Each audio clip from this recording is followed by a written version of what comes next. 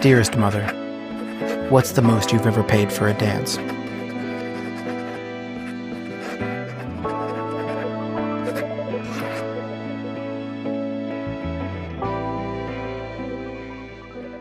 Every year, teams find fun new ways to snatch defeat from the jaws of victory. In these collapses, many across the landscape feel a sense of schadenfreude.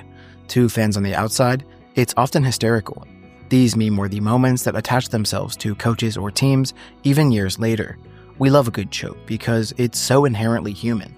It mirrors how we can work so hard on something just for a silly mistake to render those efforts meaningless.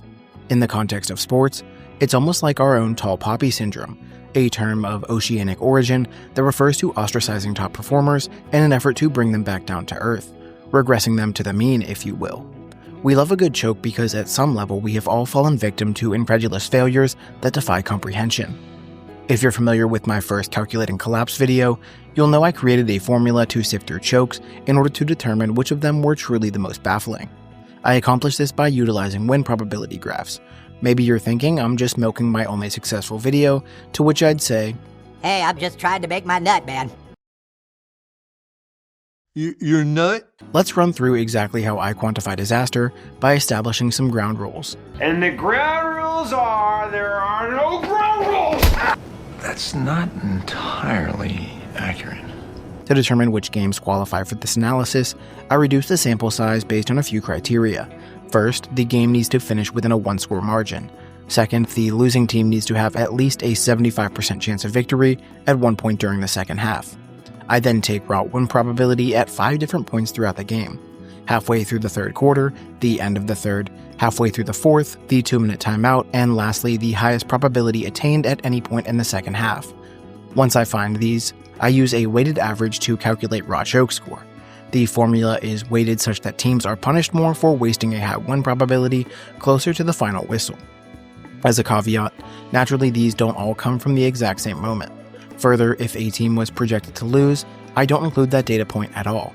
In the end, the math works out pretty good, but obviously it's not a perfect science, so once I get the baseline scores, I actually review the footage and adjust things based on more qualitative analysis. Chokes are funny when they're stupid, not when the opposing team takes over or ref ball is the catalyst. Segueing to the final stipulation of a game being unassisted, as sometimes these graphs are faulty or a game going into overtime can skew it. The 5-game slate was actually ripe for repeat offenders to make another appearance. 3 of the 10 teams were present in last year's top 10. Across the pond in Ireland, 2 newcomers kicked off the 2025 season in a rather ugly manner. I always find it fascinating that the sports exposure to foreign audiences usually includes some of the worst performances possible. Though, try as they might, Kansas State never actually attained a 75% win probability in the second half, rendering them and the rest of this game exempt. Fortunately, 2 of our winners from last season were eager to make an appearance in Stanford and Hawaii. In an almost poetic way, too, because I cut down most of the background on Stanford football during editing, so coming back before the season really starts is super convenient for me. This was genuinely complete luck. Stanford isn't even a full decade removed from winning a Power 5 conference and nearly earning a bid into the college football playoff. Anybody that was paying attention to the sport 10 years ago remembers Stanford as a blossoming powerhouse. They had 11 wins or more in 5 out of 6 seasons from 2010 to 2015. The program had been revitalized by Jim Harbaugh, and David Shaw took over to continue that dominance. Their graphed win totals since 1998 resemble a company that barely survived the dot-com bubble before exploding in market cap following the 2008 recession. Unfortunately for the Cardinal, they were a victim of Pac-12 cannibalization during their golden era and never got to compete for the ultimate prize in the sport. To make things worse, what looked like sustainable success eventually fell off a cliff. The trees lost their generational talents, and a few poor recruiting classes snowballed into disaster. The introduction of early signing day crippled them. As you can probably imagine, the transfer portal and NIL aren't very friendly to Stanford either. With the portal, Stanford only serves as an exporter. They really aren't in a position to accept anybody due to those strict academic requirements. Further, while they may sit in one of the wealthiest areas in human history, they don't have as many resources available to entice recruits with NIL. And if you don't fund us, you're a fucking slut. They don't prioritize football, and as such, their once captivating pitch is now underwhelming. College football being as fickle as it is, the difference between a few recruits, a few transfers in or out, that's the difference between being a competitor or a bottom feeder.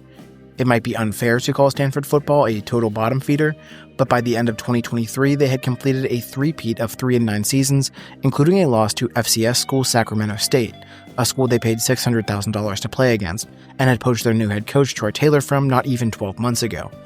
2024 would be no different, and despite overcoming a game they entered as 20-point underdogs, they would once again finish the season with a 3-9 record, making it 4 seasons in a row. And things just continue to get worse. Andrew Luck was named general manager of the Stanford football program, making him one of the first GMs at this level of the sport. That nasty receiver that completely took over against Louisville? Yeah, well, he plays for Texas now. And it's gone. One of Andrew Luck's first major decisions as GM would be to fire Troy Taylor. The decision was made amid speculation that Taylor was abusive to a handful of players and staffers, though Taylor has filed a defamation lawsuit in retaliation. Regardless of whether or not those accusations hold merit, it was evidenced by the back-to-back 3-9 seasons that the new coach wasn't exactly making a ton of progress. So late in the hiring cycle, Luck had to go deep into his bag to find Taylor's interim replacement, eventually landing on his former Indianapolis Colts head coach, Frank Reich. Reich was unemployed during the entirety of 2024, most recently remembered for his tenures with the Colts and Panthers, both of which ended mid-season, making him the first head coach to be fired mid-season in back-to-back years. Totally inexcusable, pathetic. Obviously a very hot commodity in the football community. I do need to emphasize that Reich was hired as an interim head coach, with Stanford suggesting they intend to launch a national search following the conclusion of the 2025 season. Hawaii, on the other hand, hasn't seen many changes since we last discussed them. At least they are starting the season off at home, even though they're still playing on their glorified practice field, as Aloha Stadium closed in 2020, though according to reports, a new $400 million Aloha Stadium has been approved and should be set to open by 2029. The Rainbow Warriors hosted Luck's first battalion in a crowd that proved Stanford does in fact still have some fans.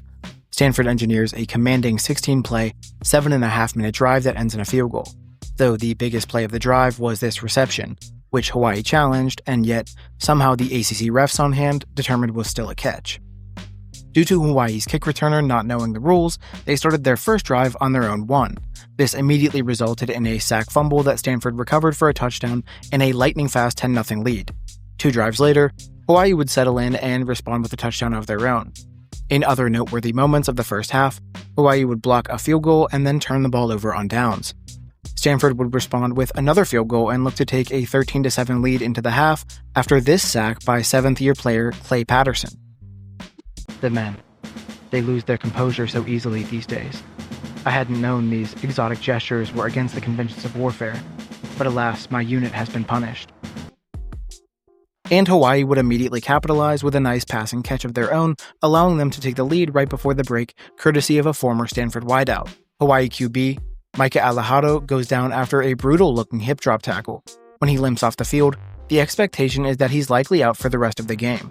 Is that the Grim Reaper? Dog, he put the team on his back. Dog, I gotta do this shit. I put the team on my fucking back, though. My leg broke. I don't know how the fuck I'm running right now, though. I'll do this shit. Their lieutenant. I fear he's invincible. The success of our campaign may be in jeopardy. Matsuzawa extends the Rainbow Warrior lead. He's from Japan and learned how to kick from YouTube. Keep that in mind. After another round of which team has the better punter, the Cardinal command a 20-play drive spanning 85 yards to take the lead. The vast majority of the production came on the ground. Hawaii quickly goes 3 and out, thus giving Stanford the ball, the lead, and an 85.6% chance of victory. They've had 2 drives today over 7 minutes. All 3 of their running backs are averaging over 4 yards a carry.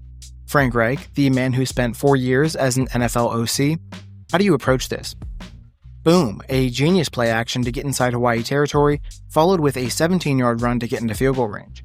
With about 6 minutes to go, all that's left is to keep pounding with the run game and head back to Palo Alto 1-0.